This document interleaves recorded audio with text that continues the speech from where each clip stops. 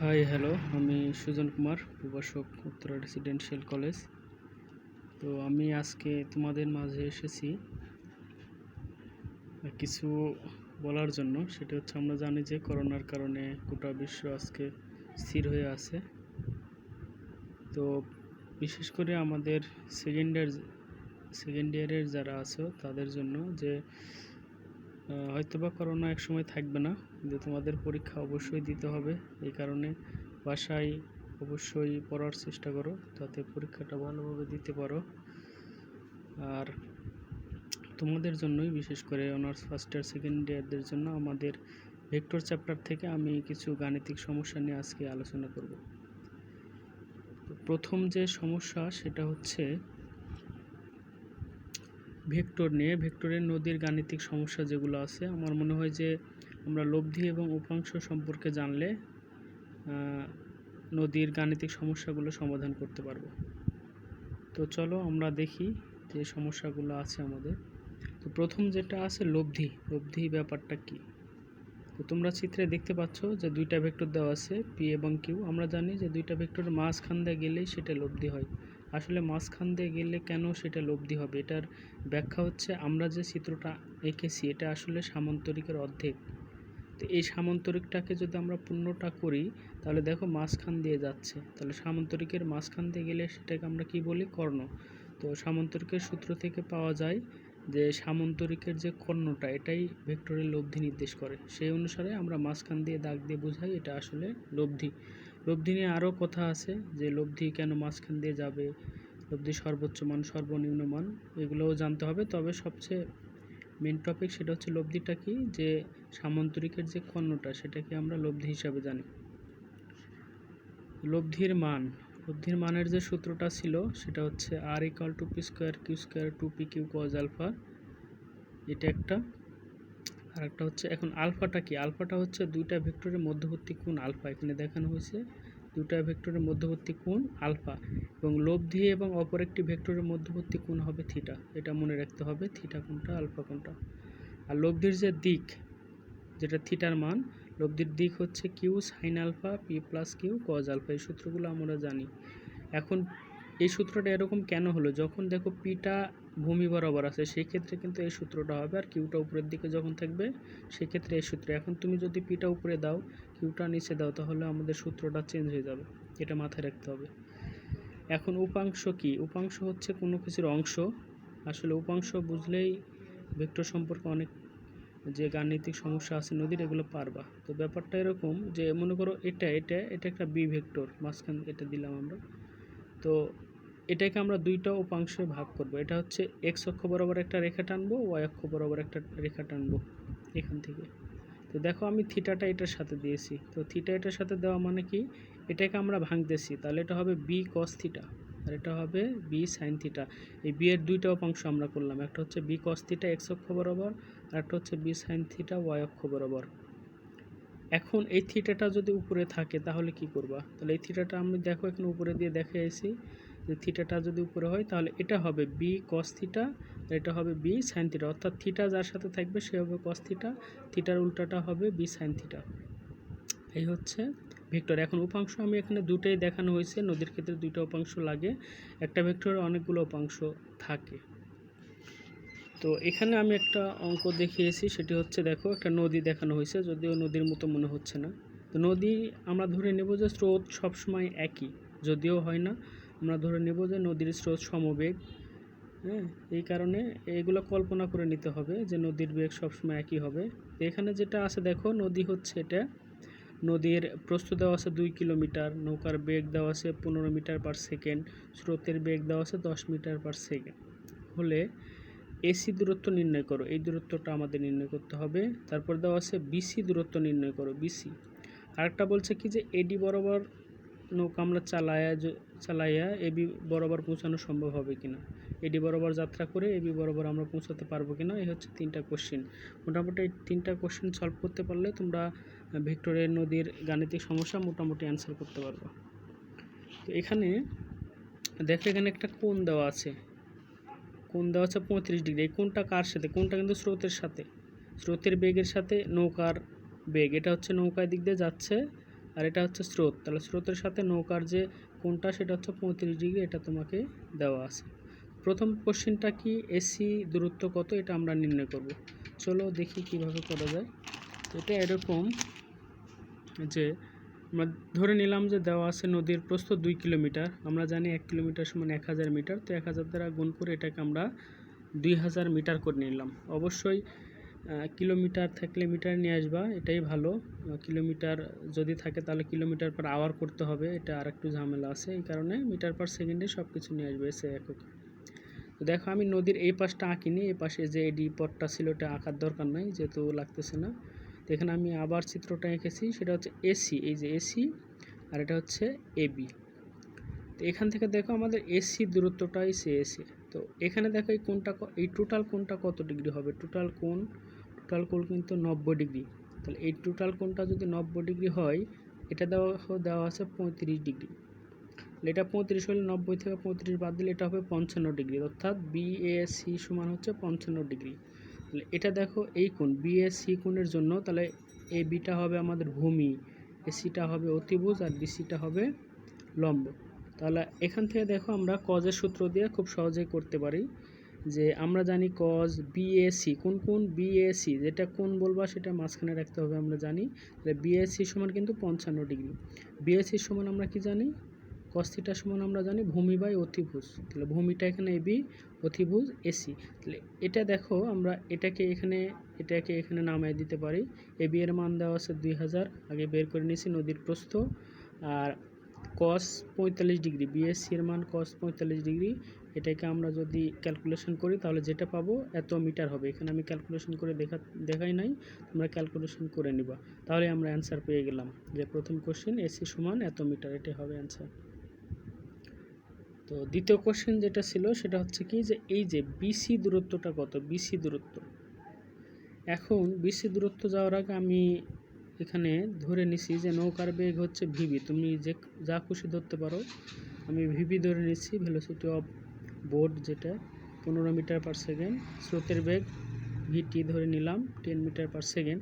এখন এখানে একটু বুঝতে হবে, সেটা হচ্ছে দেখো আমাদের নৌকাটা কোন দিকে যাচ্ছিল, এই দিকে, তো এটার সাথে আর স্রোতটা কোন দিকে যাচ্ছে, স্রোতের বেগ এই দিকে, এটা কিন্তু স্রোতের বেগ, এখানে স্রোতের বেগ, তাহলে এটার 35 ডিগ্রি দেওয়া আছে। তাহলে এখানে দেখো এই যে স্রোতের বেগটা আছে, এই স্রোতের বেগটা আমরা দুইটা উপাংশে ভাগ করব, সেটা হচ্ছে এই একটা এক্স অক্ষ বরাবর, ওয়াই অক্ষ বরাবর আমরা ভাগ করে নিছি। তাহলে এর সাথে থিটা আছে, থিটারটা নিচে আছে, তাহলে এটা কি হবে ভিবি কস 35 ডিগ্রি, আর এটা হবে ভিবি সাইন 35 ডিগ্রি। তাহলে এই যে ভিবিকে ভেঙে আমরা দুইটা উপাংশ পরিণত করলাম, সেটা হচ্ছে এই একটা উপাংশ, এক্স অক্ষ বরাবর উপাংশ ভিবি কস 35 ডিগ্রি, ওয়াই অক্ষ বরাবর উপাংশ ভিবি সাইন 35 ডিগ্রি। আমরা উপাংশ একটু আগে দেখালাম যেটা। এখন দেখো এটা কিন্তু ভূমি বরাবর বা নদীর পার বরাবর, এটা এবং এটা সমান্তরাল। এই বরাবর যে বেগ কাজ করবে এটাও নদীর পার, এটাও নদীর পার, এই বরাবর যে বেগ কাজ করবে এই বরাবরও সেই বেগই কাজ করবে। তাহলে এই কারণে আমি এখানে ভিবি কস 35 ডিগ্রি লিখে দিছি, অর্থাৎ এই বরাবর বেগটা একই হবে। এখন দেখো আমরা আগে বলছি যে নদীর বেগ সমবেগে চলবে, স্রোতের বেগটা, তো এখানে আমি সমবেগের সূত্র দিয়ে সবগুলো করব আমরা। তো সমবেগের সূত্রটা কি হবে, এস ইকুয়াল টু ভিটি আমরা জানি। তো এখানে দেখো টিটা আমাদের দেওয়া নাই, টিটা আমরা বের করে নেব কিভাবে, সেটা দেখো এই বরাবর আমাদের নদীর প্রস্থ দেওয়া আছে, অর্থাৎ দূরত্ব দেওয়া আছে, এবং এই বরাবর আমাদের বেগও দেওয়া আছে। তাহলে বেগ দেওয়া আছে, দূরত্ব দেওয়া আছে, তাহলে এখান থেকে আমরা টিটা বের করে নেব। কীভাবে সেটা, এখন এবি বরাবর আমরা দূরত্ব ধরলাম এস, তাহলে এস ভি ওয়াই টি, তাহলে ওয়াই অক্ষ বরাবর যেটা আর কি, এস ইকাল টু ভিটি, এখানে ওয়াই দিলাম কারণ হচ্ছে ওয়াই অক্ষ বরাবর। টি ইকাল টু কী হবে, S by V Y, S এর মান দেওয়া আছে 2000, আর ওয়াই এর মানটা, ভি ওয়াই এর মানটা ওয়াই অক্ষ বরাবর বেগের উপাংশ ভিবি সাইন 35 ডিগ্রি। তাহলে এটাকে আমরা হিসাব করে যেটা পাবো এত সেকেন্ড পেয়ে যাবো আমরা, তাহলে সময়টা পেয়ে গেলাম। তাহলে বিসি ব্যাপারটা কী ছিল, তাহলে বিসি সমান আমরা এক্স ধরলাম, তাহলে বিসি সমান এক্স, একই সূত্র হবে S equal to VT, BC সমান এক্স ধরলাম, অতিক্রান্ত দূরত্বের সূত্র ভিটি। এখানে ভিটা কি, এক্স অক্ষ বরাবর, এটা এক্স অক্ষ, এখানে এক্স দিতে পারো, এক্স অক্ষ বরাবর যে বেগের উপাংশ সেটা। এখন এক্স অক্ষ বরাবর বেগের উপাংশ ছিল ভিবি কস 35 ডিগ্রি প্লাস ভিটি ইন্টু টি, এই টিটা এটা এখন প্লাস ভিটি হলো কেন? দেখো ওখানে চিত্রে দেওয়া আছে যেদিকে নৌকা চলতেছে সেদিকেই স্রোত যাচ্ছে, এই কারণে এর সাথে স্রোতের বেগটা যোগ হবে। তাহলে নৌকার যে বেগের উপাংশ আছে সেটার সাথে আমরা স্রোতের বেগটা যোগ করে দেব এবং তার সাথে টিটা গুণ করবো, অর্থাৎ ভিটা মানে কি হবে? টোটালটা, অর্থাৎ স্রোতের বেগ প্লাস নৌকার বেগ, স্রোতের বেগের উপাংশ প্লাস নৌকার বেগের উপাংশ প্লাস স্রোতের বেগ, এই দুটো যোগ করে এর সাথে গুণ করে দিলে আমরা অ্যান্সার পেয়ে যাব। পিসি কতটুকু দূরত্ব সেটা আমরা পেয়ে যাব, ক্যালকুলেশন করে যেটা হবে এত মিটার, এটাই হবে অ্যান্সার। এখন পরে 3 নম্বর যে কোশ্চেনটা ছিল সেটা হচ্ছে কি যে এডি বরাবর যাত্রা করে কি এবি বরাবর পৌঁছানো যাবে কিনা। তো এডি বরাবর যাত্রা করে এবি বরাবর পৌঁছাতে হলে দেখো এখানে এটা যদি আমাদের স্রোতের বেগ হয়, এটা এদিকে স্রোত যাচ্ছে আর এদিকে নৌকা যাচ্ছে, নৌকা এবং স্রোত হলে দুইটা ভেক্টর কল্পনা করো, এই মধ্যবর্তী কোণটা কি হবে? আলফা। এবং দেখো আমরা এই বরাবর সোজা বরাবর যদি যেতে চাই তাহলে মাঝখানের স্রোতের সাথে কত ডিগ্রি কোণে যেতে হবে? 90 ডিগ্রি। অর্থাৎ আমরা যদি 90 ডিগ্রি কোণে যেতে পারি তাহলে এবি বরাবর পৌঁছাতে পারবো। আমি আবারও বলি, দেখো আমাদের এই বরাবর হচ্ছে স্রোত নৌকার বেগ, এই বরাবর হচ্ছে স্রোতের বেগ, তাহলে দুটার মধ্যবর্তী কোণটা কি হবে? আলফা। তাহলে এখন আমরা সোজা বরাবর যেতে চাচ্ছি, তাহলে সোজা বরাবর যদি যেতে চাই তাহলে এটা লব্ধি মনে করো, এটা লব্ধি বরাবর, তাহলে এটা দেখো মাঝখানের মধ্যবর্তী কোণটা কত ডিগ্রি হচ্ছে? স্রোতের সাথে 90 ডিগ্রি। তাহলে অর্থাৎ থিটার মান যদি 90 ডিগ্রি হয় তাহলে এটা এবং এটা লব্ধি এবং আরেকটা ভেক্টর মধ্যবর্তী কোণটা কি? থিটা। তাহলে থিটার মান যদি 90 ডিগ্রি হয় তাহলে আমরা এবি বরাবর পৌঁছাতে পারবো। তাহলে থিটা আমরা ধরে নিলাম যে থিটার মান কত ডিগ্রি লাগবে? 90 ডিগ্রি। 90 ডিগ্রি হলে আমরা এবি বরাবর পৌঁছাতে পারবো। তাহলে এখান থেকে আমরা জানি ট্যান থিটা সমান হচ্ছে ভিবি সাইন আলফা ভিটি প্লাস ভিবি কজ আলফা আগেকার সূত্র অনুসারে। তো আমরা আগে বলেছি যে থিটার মান কত ধরবো আমরা? 90 ডিগ্রি, যে 90 ডিগ্রি হলে সোজা বরাবর যেতে পারবো, এই জন্য আমরা থিটার মান 90 বসাইলাম। 90 বসালে আলফা ইকাল টু আমরা অসংজ্ঞায়িত মান পাবো ট্যান 90 ডিগ্রি, তাহলে 1/0 হবে। তাহলে 1/0 কোনো হিসাব করলে আমাদের এরকম হিসাব আসে, আলফার মানটা হিসাব করলে আমাদের যা হবে এত ডিগ্রি হবে, আলফার মানটা এত ডিগ্রি, অর্থাৎ 90 ডিগ্রি আমরা থিটার মান ধরে আলফার মান যেটা পাবো ওই অত ডিগ্রি কোণে যদি আমরা যাত্রা করি তাহলেই অপর পারে পৌঁছানো সম্ভব। অর্থাৎ এখানে লেখা আছে দেখো, অতএব আলফা ইকাল টু এত ডিগ্রি কোণে গেলে এবি বরাবর পৌঁছানো সম্ভব। তাহলে ব্যাপারটা কি হলো যে থিটার মান আমরা 90 ডিগ্রি ধরলাম, থিটার মান 90 ডিগ্রি ধরে যেটা আলফার মান পাবো সেই বরাবরই যাত্রা শুরু করতে হবে। অর্থাৎ চিত্রে দেখলে বুঝতে পারবা যে আমরা থিটার মান আমরা জানি যে থিটা মানে কি 90 ডিগ্রি আমরা ধরে নিছি যে আমরা অলরেডি 90 ডিগ্রি কোণে যাচ্ছি। তাহলে এই যে আলফার মান টোটালটা, অর্থাৎ আলফার মান যেটা পাবা, যদি মনে করো 130 ডিগ্রি কোণ পাও তাহলে এটার সাথে এভাবে 130 ডিগ্রি কোণে যাত্রা শুরু করলে তখন স্রোতে ঠেলতে ঠেলতে এই এবি বরাবর 90 ডিগ্রিতে এসে পৌঁছাবে। অর্থাৎ আলফার মান যেটা পাবা সেই ডিগ্রি কোণে যাত্রা শুরু করলে আমরা 90 ডিগ্রি কোণে এসে পৌঁছাবো। তাহলে এই হচ্ছে আমাদের সমাধান। তো এখানে এই টাইপের আর একটা কোশ্চেন থাকতে পারে, সেটা এরকম যে দেখো আমাদের আগের প্রশ্নে কিন্তু আমাদের এই কোণটা দেওয়া ছিল না, এই পাশে এই কোণটা দেওয়া ছিল না, এই কোণটা যদি না দেওয়া থাকে তাহলে দেখো এই কোণটা দেওয়া আছে, সেই ক্ষেত্রে কি করবা? সেই ক্ষেত্রে আমরা থিটার মান বের করব, যেহেতু আমাদের আলফার মানটা দেওয়া আছে। কারণটা কি দেখো আমি এখানে লিখে নিয়েছি, এইভাবে আঁকলেও হবে, নদীর মতো না করে। এটা হচ্ছে মাঝখান বরাবর, এটা হচ্ছে স্রোতের বেগ, আমরা নৌকা দিকে দিলাম, এটা হচ্ছে 50 ডিগ্রি, তাহলে টোটালটা কত হবে? 180 ডিগ্রি, টোটালটা 180 ডিগ্রি। তাহলে এই দুটার মধ্যবর্তী কোণটা কি? আলফা। তাহলে আলফা 180 থেকে যদি 50 বাদ দিই তাহলে 130 ডিগ্রি হয়, এটাই হবে আলফার মান। তাহলে এখন যদি আমরা সোজা বরাবর যেতে চাই তাহলে কত ডিগ্রি মান হতে হবে? থিটার মান 90 ডিগ্রি। তাহলে এখন থেকে দেখো আমি আবারও বলি যে আলফার মানটা আমরা কত পেলাম? 130 ডিগ্রি। ওই আগেকার উল্টাটা, আগেকারটা আমরা আলফা বের করেছিলাম, দেখেন আলফা দেওয়া আছে, আমাদের থিটা বের করতে হবে। অর্থাৎ যদি আলফা দেওয়া থাকে তাহলে থিটা বের করতে হবে, অর্থাৎ এই কোণটা দেওয়া থাকলে থিটা বের করতে হবে, আর যদি থিটা দেওয়া থাকে তাহলে আলফা থিটার মান 90 ডিগ্রি ধরে আলফা বের করতে হবে।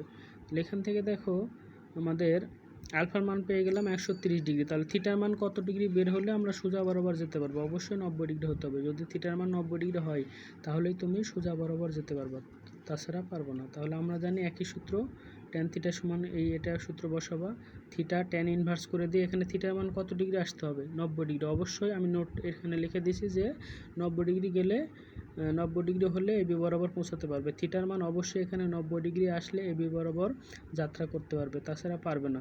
আমি অঙ্ক নিজের মতো করে তৈরি করেছি, তা থিটার মানে এখানে যা খুশি আসে তোমরা বসাবো, এটা মাইনাসও আসতে পারে, সেটা ব্যাপার না, যা হিসাব হবে সেটাই। তো আমি আরেকবার বলি যে যদি আলফাটা দেওয়া থাকে তাহলে থিটার মান কত ডিগ্রি আসতে হবে, 90 ডিগ্রি, তাহলে তুমি এবি বরাবর পৌঁছাতে পারবে। আর যদি আলফার মানটা দেওয়া না থাকে, আগে কোশ্চেন আলফার মান দেওয়া ছিল না, থিটার মান 90 ডিগ্রি ধরে বসাবা, আলফার মান যেটা পাবা সেই বরাবর যাত্রা করলে আমরা এবি বরাবর পৌঁছাতে পারবো। এই হচ্ছে আমাদের আজকের নদীর গাণিতিক সমস্যার সমাধান। তো আমি সামনের ক্লাসে আরও কিছু টপিক নিয়ে আলোচনা করব, আর আশা করি এটা দেখে তোমরা অবশ্যই বুঝতে পারবা, আর বেশি বেশি প্র্যাকটিস করবা।